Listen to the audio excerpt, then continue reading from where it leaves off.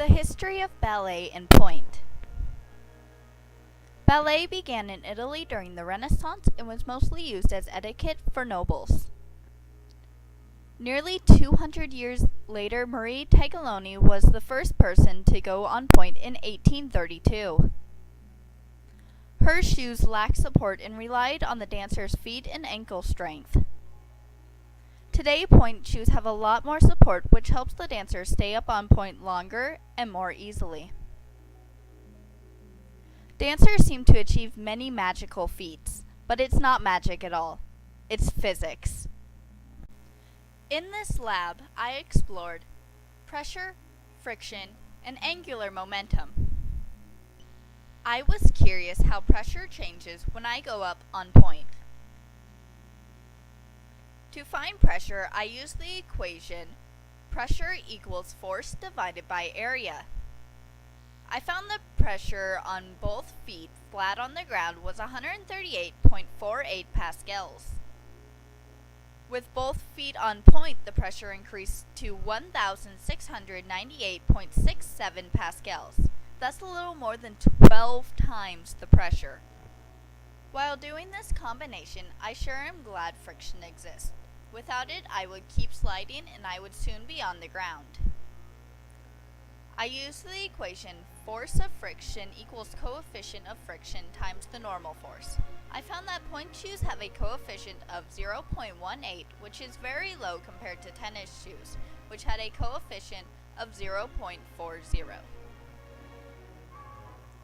Because there is so little friction, many people use rosin to reduce the risk of slipping.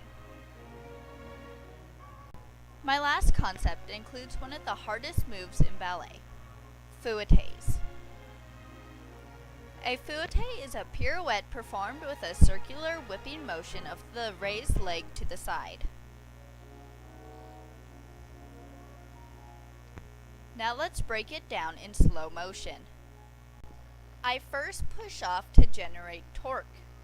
The secret to continuing the turn is to generate more torque by flattening and raising my foot. I also use my arms to keep balance and maintain my center of gravity. Notice how my right leg never stops moving.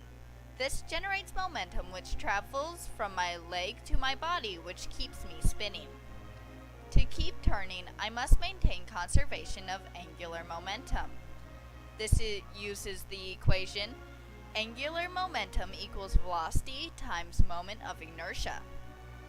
As I bring my arms in, my moment of inertia gets smaller, which increases my velocity. As I open my arms, my moment of inertia gets bigger, which decreases my velocity. Wow, that's a lot of physics in one turn.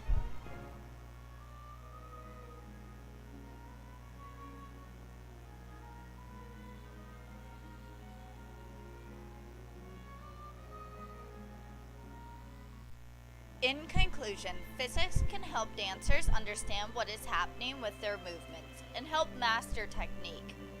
But dance is still an art form that must be felt with the heart and soul to truly be great.